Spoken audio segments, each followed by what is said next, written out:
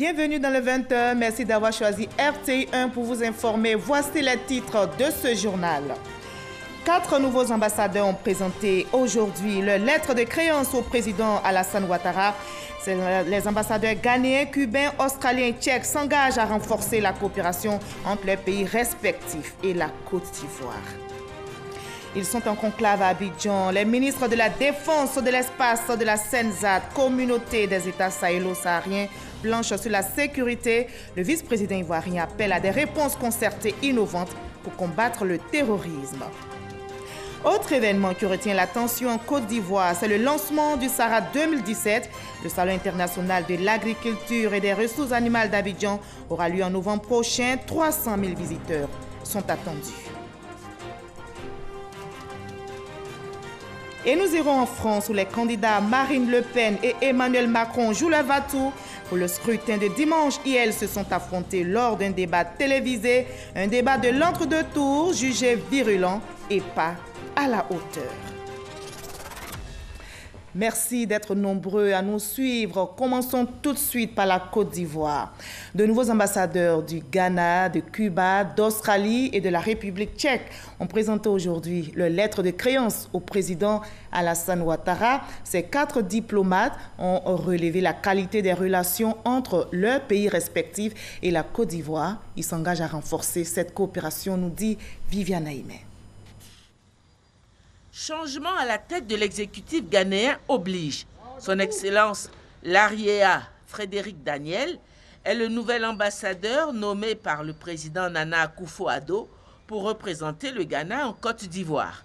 Il a pris officiellement fonction ce jeudi 4 mai par l'acte protocolaire qu'est la remise de ses lettres de créance au président de la République Alassane Ouattara au palais présidentiel.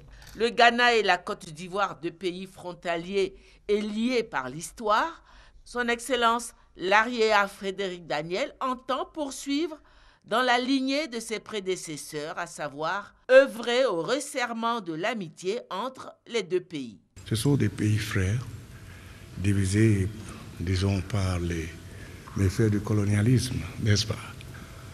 C'est un pays lié par la géographie et les affinités culturelles, etc. Oui, et c'est pour resserrer ces amitiés qui sont déjà excellentes. La République de Cuba, la République d'Australie, la République tchèque, 3 pays qui n'ont pas encore ouvert de représentation diplomatique en Côte d'Ivoire, mais qui nomment des ambassadeurs auprès de l'État de Côte d'Ivoire. C'est ainsi que son Excellence Roberto Rodriguez Peña est le nouvel ambassadeur de la République de Cuba auprès de la Côte d'Ivoire, avec résidence en Guinée-Conakry. Il s'est déclaré honoré d'occuper cette importante charge, car la Côte d'Ivoire, a-t-il souligné, est un grand pays.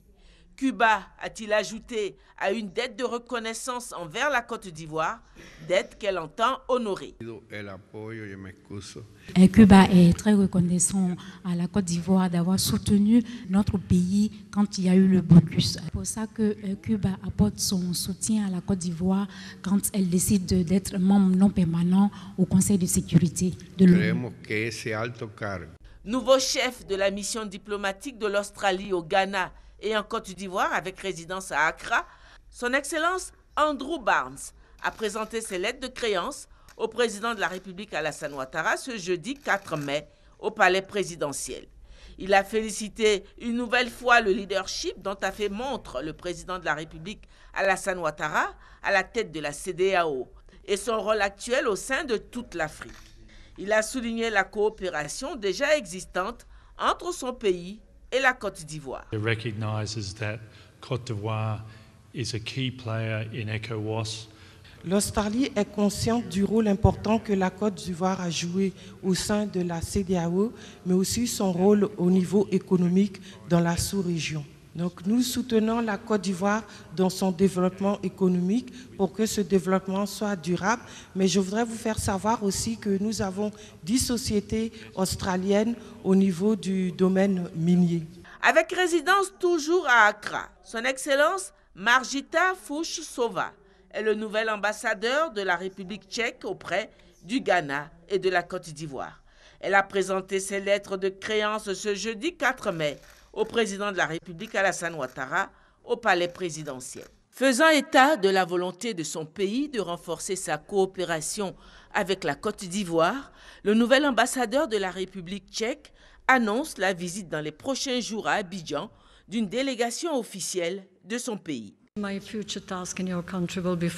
Je voudrais développer nos relations au niveau commercial.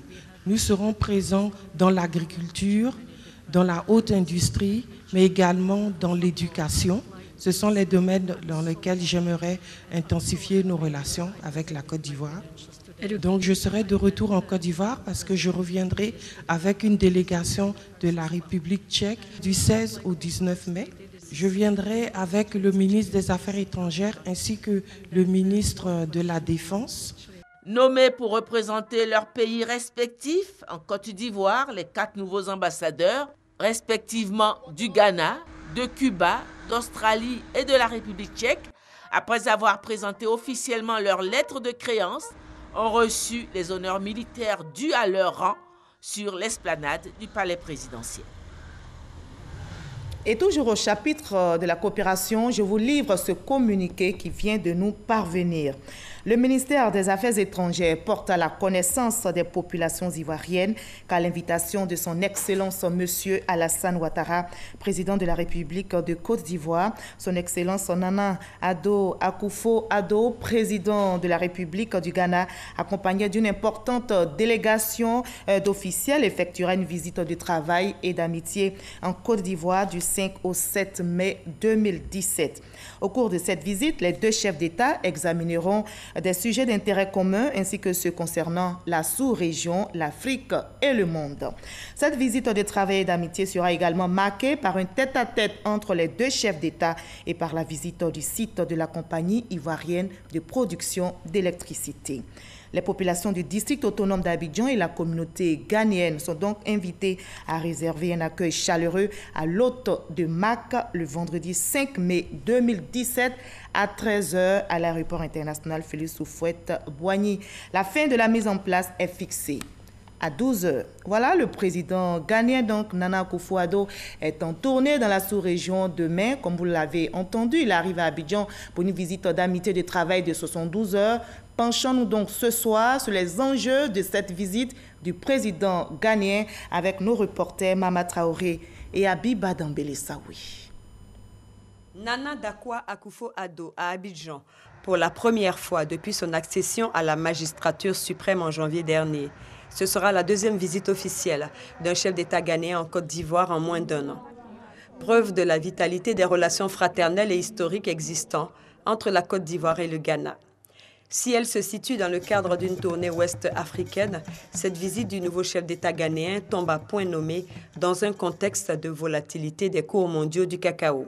La Côte d'Ivoire et le Ghana sont respectivement 1er et 2e producteurs mondiaux de cacao, ce qui équivaut à 60% de l'offre mondiale. C'est dire l'impact significatif de la chute de 30% des prix sur les économies de ces 2 pays. Ces dernières semaines, des 2 côtés de la frontière, les responsables de la filière ont multiplié les rencontres. Objectif, élaborer une stratégie commune pour parler d'une seule voix, évitant ainsi de subir la loi du marché mondial. Autre enjeu tout aussi important de cette visite, le litige frontalier maritime opposant les 2 pays devant le tribunal international du droit de la mer. Le verdict du procès, tenu en février dernier à Hambourg, en Allemagne, sera connu au mois de septembre 2017. Toutefois, ce différend n'occulte pas la nécessité et la volonté d'intensifier les échanges commerciaux, chiffrés à environ 287 milliards de francs en 2015. Dans cette optique, les 2 parties avaient signé en 2016 une convention cadre pour la réhabilitation du pont frontalier reliant Noé à Elibou, ainsi que l'aménagement de la voie d'accès à Noé. Enfin, il sera évoqué la question du retour des réfugiés ivoiriens vivant au Ghana. De 9 000 en 2011, leur nombre est passé à 6 489 à ce jour, selon le Haut Commissariat aux réfugiés, le HCR. Voilà, le Ghana et la Côte d'Ivoire, deux pays amis. En témoigne d'ailleurs la forte communauté ghanéenne vivant en Côte d'Ivoire. Plus d'1 million de Ghanéens sont intégrés. Comment prépare-t-il donc l'arrivée du président Nana Akufo-Addo à Abidjan? Qu'en est-il de leur mobilisation? Quelle est surtout l'ambiance au sein de cette communauté ghanéenne à la veille de l'arrivée du président en Côte d'Ivoire? Élément de réponse avec Ami Sissoko. À quelques heures de la première visite officielle du président ghanéen Nana Akufo-Addo en Côte d'Ivoire, la communauté ghanéenne vivant à Abidjan à pied d'œuvre dans la commune de Treichville. Des instructions sont données au chef de section pour une mobilisation réussie. Le chargé d'organisation de la communauté ghanéenne fait aussi du porte-à-porte. Toutes les communautés, Treichville, Koumassi, Abobo, Vridi, Ako, Vridi, Cocotier, Bassam, Adjamé, Yopougon, ils sont tous prêts pour accueillir le président Nana Akufo-Addo. On a mis le cas à la disposition des sections. 10h, 11h plus tard, on est à l'aéroport pour attendre l'accueil à 13h. Pour la communauté ghanéenne, ce vendredi, une seule activité au programme. Demain, on ne travaille pas, on va aller accueillir notre président. Lui qui est notre tête dans tout. S'il vient nous voir, comment nous, on va refuser pour lui à rencontrer? Parce qu'à cause de nous et de notre pays Côte d'Ivoire, il vient. Et demain, ce n'est pas petit affaire de non-grand président à Livre. Il a dit, demain, l'aéroport là-bas, là, ça a chauffé de... Non, demain, là, on ferme. Si on la recevoir, maintenant, après, on va venir ouvrir le salon. Les ressortissants ghanéens iront dire à Kouaba à leur président et tenter de lui soumettre leurs préoccupations. Ce sont plus d'1 million de Ghanéens qui vivent en Côte d'Ivoire. Ils entendent tout mettre en œuvre pour faire de cette visite officielle une fête belle et mémorable. Voilà, rendez-vous donc à 13h demain à l'aéroport pour accueillir le président ghanéen Nana Akufo-Addo. Autre événement qui retient l'attention en Côte d'Ivoire, c'est la 6e réunion des ministres de la Défense de l'espace de la CENSAD, communauté des États sahélo-sahariens. La rencontre s'est ouverte ce matin. C'était en présence du vice-président ivoirien. Le thème, ensemble contre le terrorisme pour la sécurité et le développement. Daniel Kablan-Duncan appelle les pays africains à des réponses concertées innovantes contre le terrorisme. Abou Sanogo. Ouverture à Abidjan de la 6e réunion des ministres de la Défense de la CENSAD, la communauté des États sahélo-sahariens. Une vingtaine de pays africains membres de la CENSAD, plusieurs occidentaux et des organisations non gouvernementales internationales à Abidjan pour aborder les questions liées au terrorisme. Les travaux de la 6e réunion des ministres de la Défense de la CENSAD, présidée par le vice-président de la République Daniel Kablan-Duncan, vont permettre aux différents participants de prendre des décisions fortes en vue du renforcement de la coopération en matière de défense, de paix et de sécurité au sein de l'espace CENSAD et d'approfondir la réflexion sur les défis sécuritaires au regard de l'ampleur de la menace terroriste. L'ampleur croissante du phénomène, dans le contexte marqué par l'unification de certains mouvements terroristes dans la région, exige de nous une vigilance soutenue, une réactivité accrue et une collaboration à la mesure de la menace. Ouvrant donc les travaux, le vice-président Daniel Kablan-Duncan a appelé les États africains à des réponses concertées face aux menaces terroristes. La menace terroriste est hélas une réalité pour le pays. Et cette menace pourrait compromettre la marche de nos États vers le développement. Cela exige de nous des réponses concertées et innovantes, en veillant à prendre en compte tous les aspects de la problématique, en s'attachant notamment à traiter les causes profondes. La Côte d'Ivoire, quant à elle, est prête à jouer pleinement sa partition dans cette lutte déterminante pour la paix et le développement de notre région, voire de notre continent africain. Cette 6e réunion qui s'achève ce vendredi a été précédée de la réunion préparatoire d'experts qui ont planché sur la promotion et le développement de la coopération militaire entre les États membres de la CENSAD. Le Premier ministre Amadou Gon Coulibaly a lancé le SARA 2017. Le Salon international de l'agriculture et des ressources animales d'Abidjan aura lieu du 17 au 26 novembre prochain. Les préparatifs s'accélèrent. 300 000 visiteurs sont attendus à ce salon, nous dit Francis Boifo.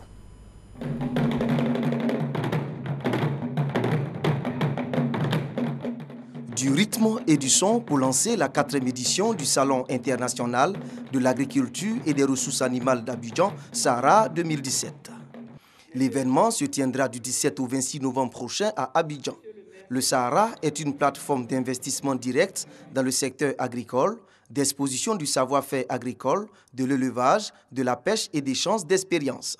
En 2015, il a mobilisé 600 sociétés exposantes, 18 délégations étrangères et 200 000 visiteurs, avec à la clé la signature de partenariats. 30 accords de partenariat ont été obtenus par les projets.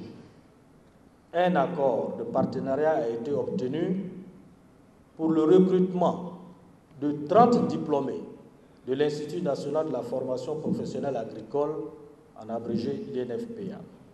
Améliorer ces chiffres cette année. Les organisateurs s'attendent à 300 000 visiteurs et 800 entreprises exposantes.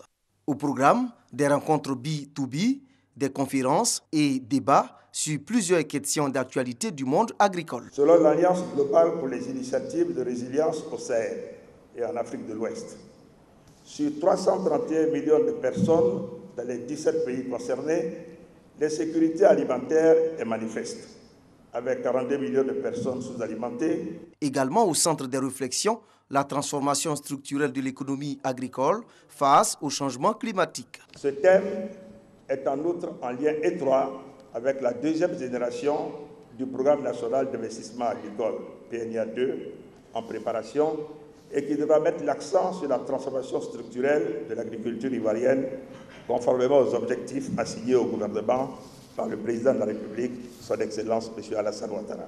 Le Sahara, c'est avant tout un espace de promotion de la coopération sud-sud, ce qui justifie le choix de l'Afrique du Sud en qualité d'invité d'honneur. À l'intérieur du pays, la ville d'Odiéné est prête à accueillir le Forum régional Afrique des villes intermédiaires. Les élus locaux et experts en développement local et la société civile africaine plancheront pendant 48 heures sur les problématiques qui ruinent le développement harmonieux des villes. On en sait plus avec Mamadou Kwasi. Mobilisation à l'aéroport de la ville d'Odiéné ce jeudi 4 mai 2017. Des populations des districts de Denguélé dans leur diversité politique, religieuse et sociale, avec à leur côté les danses du terroir. Une mobilisation du peuple du Kabadougou et de ses alliés pour accueillir les différentes délégations venues de plusieurs régions d'Afrique, d'Europe et d'Asie. Une démonstration de l'hospitalité de la ville d'Odiéné.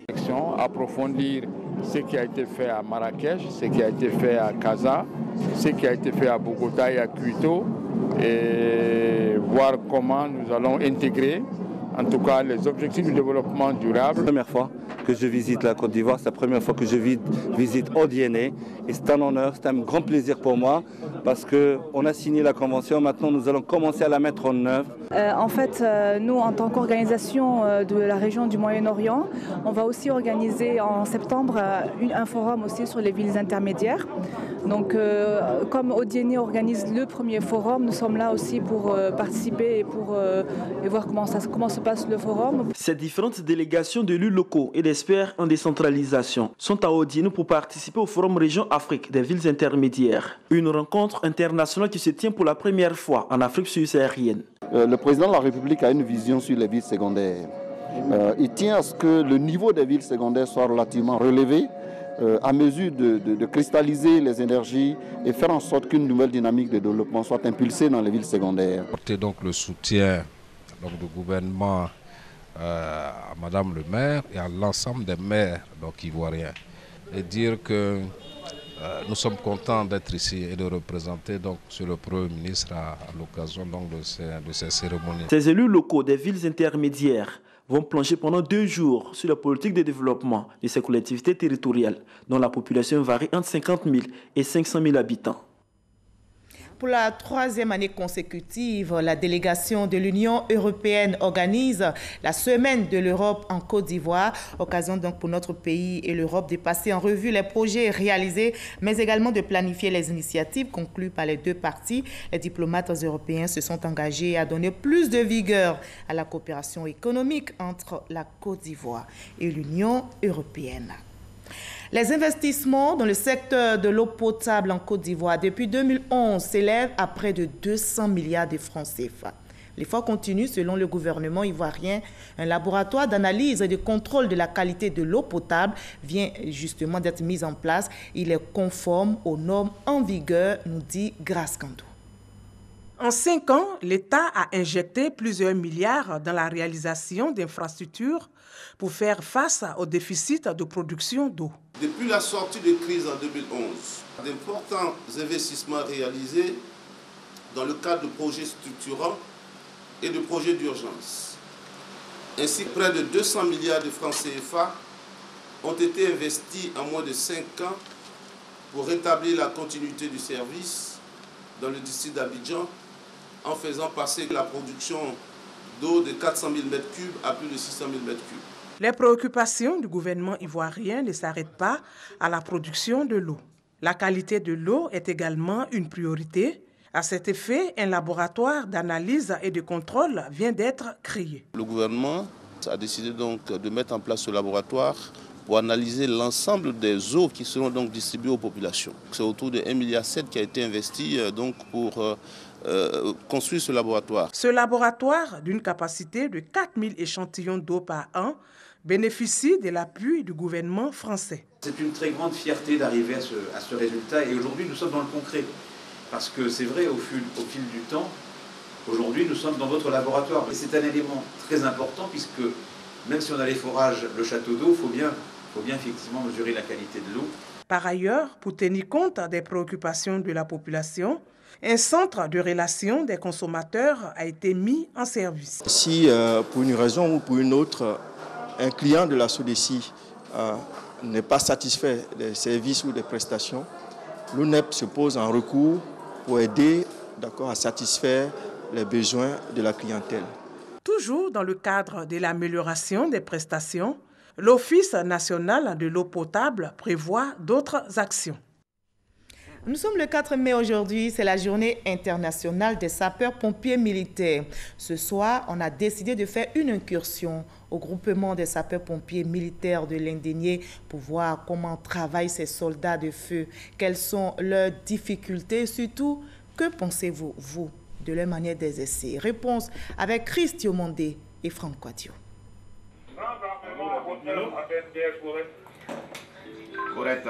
Un appel de détresse ce matin au centre d'écoute des sapeurs-pompiers militaires d'Adjamé. Les faits se déroulent un peu plus au nord, au quartier Makassi. Un accident de la circulation. Une équipe d'intervention est dépêchée. Elle intervient avec célérité, quelques blessés légers. La promptitude des pompiers est saluée. D'ici mon arrivée à Bobo, je n'ai fait que 15 minutes. Et 10 minutes après, j'ai vu les sapeurs-pompiers arriver. Vraiment, je les encourage toujours, tels qu'ils le font, à pouvoir aider la population. Ils sont tous sur le terrain, en tout cas, pour secourir la population. De façon générale, ils font leur boulot. C'est des gens que j'apprécie beaucoup. Les sapeurs-pompiers sont utiles pour la société, parce que c'est des sauveurs de vie. Des pompiers intervenant rapidement, l'idéal souhaité par tous. Les sapeurs-pompiers militaires de Côte d'Ivoire, justement, parlons-en. Un tour à Adjamé-Indénié, au GSPM, la plus grande compagnie de soldats du feu. Le GSPM est un corps des forces armées qui a pour mission d'assurer la protection civile dans toutes les zones où il est implanté. Le fonctionnement du GSPM n'a vraiment rien à voir avec un fonctionnement militaire. C'est seulement la gestion qui est militaire. Le corps met à disposition des requérants ses matériels et ses personnels dans le cadre du secours à victimes et de la lutte contre l'incendie. Le quotidien des pompiers se résume en un mot, secourir. Et cela demande un savoir-faire. Nous venons là d'effectuer une manœuvre de sauvetage de 2 personnes qui étaient sur une pirogue, 2 pêcheurs sur une pirogue. Et malheureusement, la pirogue a chaviré. Donc cela va sans dire qu'il faut effectuer d'abord un sauvetage pour la première personne qui était au-dessus, en train de se noyer, et une autre recherche à travers les plongeurs pour retrouver le corps de la deuxième personne, deuxième victime, qui était immergée. Ça fait 3 sauts du pont que j'ai fait. Le saut du pont, quand on voit, on se dit que c'est facile, mais ce n'est pas un boulot qui est facile. Aujourd'hui, je suis allé à 7 mètres. 7 mètres de profondeur. Un quotidien fait d'actes de courage. Ces pompiers, bien que braves, n'échappent hélas pas à la critique. Ils sont un peu lents dans le travail. Voilà. Au moment où tu as le plus besoin d'eux, ils mettent du temps à venir. À Bobo, il y avait l'incendie dans le grand marché d'Abobo. Je crois bien en 2015. Ils ont duré même d'abord avant de venir. À tort ou à raison, les pompiers sont pointés du doigt à la moindre faille. Une situation qui a toutefois son explication. La ville d'Abidjan est surchargée, la circulation est difficile, donc arriver de façon fluide sur le lieu d'un sinistre, c'est parfois très compliqué. On a aussi des problèmes fonctionnels.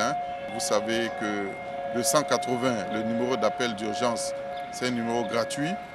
Malheureusement, on a énormément de plaisantins qui appellent juste pour s'amuser, pour faire des farces ou même pour nous donner de fausses informations qui nous font déployer nos moyens pour arriver sur une zone où effectivement il n'y a rien.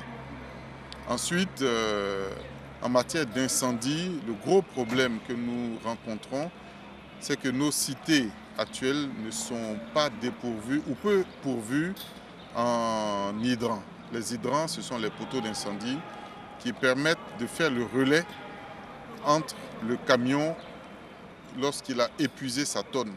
Les 4000 litres d'eau que nous avons, c'est vraiment 1 minute d'intervention. Pour plus d'efficacité sur le terrain, le commandant du GSPM fait des propositions. Le secours est un droit de chaque citoyen et il est bon que les secours soient vraiment rapprochés des populations. Donc non seulement ça facilite l'action même de ceux qui doivent porter secours, mais aussi c'est une bonne chose pour ceux qui ont besoin. Donc l'implantation doit être renforcée et aussi l'équipement du GSPM.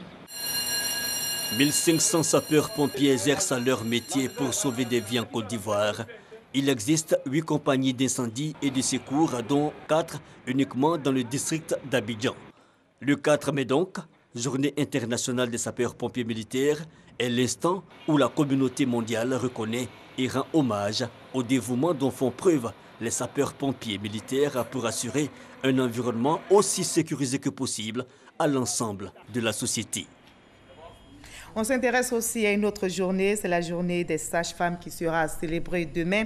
Les prestations des sages-femmes dans les hôpitaux sont souvent décriées. Mais pourquoi? Que leur reproche-t-on? Les sages-femmes des maternités d'Agban, de Lokodjo et d'Abobo-Doumé dans la commune d'Atekoubé ont décidé de redorer le blason. Elles sont donc citées en exemple. On y reviendra demain dans nos éditions. Ailleurs en France, la présidentielle, c'est dans 3 jours. Hier, les 2 finalistes, Emmanuel Macron et Marine Le Pen, se sont affrontés lors d'un débat télévisé. Le débat de l'entre-deux tours a été jugé virulent et pas à la hauteur, selon des observateurs. Peu d'éclairage sur le programme des 2 candidats. Et l'Association des juristes et avocats ivoiriens au barreau de Paris observe également attentivement cette présidentielle. Pour l'association, le futur président doit améliorer sur plusieurs points la coopération entre la Côte d'Ivoire et la France. Notre envoyé spécial se trouve en France, Alexis Ouedraogo. Léa et Marie sont avocates au barreau de Paris. Depuis 15 ans, elles sont installées en France. Il y a près d'1 an, elles ont décidé de créer l'Association des juristes et avocats ivoiriens de France. Il y avait un déficit d'information juridique au sein de notre communauté ivoirienne et de nombreux Ivoiriens et Ivoiriennes étaient dans une précarité, on peut se permettre de le dire, juridique, puisqu'ils ne savaient pas toujours vers quelle administration se tourner, quelle démarche engager face à un problème. Il y a quelques 3 mois, Obank Kwadio les a rejoints. Ces derniers jours, un sujet les passionne, la présidentielle française. Pour Léa, il y a d'importantes attentes sur la coopération économique. Qu'elle permette aux jeunes entrepreneurs ivoiriens, qui sont de plus en plus nombreux, de pouvoir pénétrer les marchés européens, principalement le marché français. Marie, elle, espère une révision de la coopération judiciaire. Cette nouvelle présidence, on espère qu'elle va véritablement approfondir les coopérations qui existent. On en a une de la loi de 61 du 24 avril 61 qui a posé la coopération en matière de transmission des actes, en matière d'obtention des preuves, en matière d'assistance juridique internationale. Mais moi, à mon humble égard, j'estime que c'est très insuffisant. Pour Obang, plusieurs aspects du social doivent être revus. La France est un pays pionnier dans ce qu'on appelle la sécurité sociale. Sauf que, effectivement, à vouloir entraider, beaucoup de personnes profitent de ce système. Ceux qui perçoivent les aides sont mieux payés que ceux qui vont travailler. Donc, moi, je pense, de mon point de vue, qu'il faut trouver un juste milieu.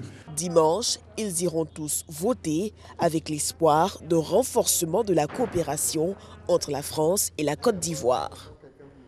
Et cette présidentielle française est suivie dans plusieurs pays, notamment aux États-Unis d'Amérique. Barack Obama, l'ancien président américain, apporte son soutien à Emmanuel Macron. Par ailleurs, désormais loin des dossiers de la Maison-Blanche, Barack Obama vient de voir son projet l'Obamacare abrogé par le camp républicain qui le juge coûteux. Son successeur, Donald Trump, tenait à la suppression de ce système de santé. C'est fait, la Chambre des représentants vient de voter son abrogation, mais le test doit maintenant passer au Sénat. Fin de ce 20h. Merci à vous tous de votre aimable attention.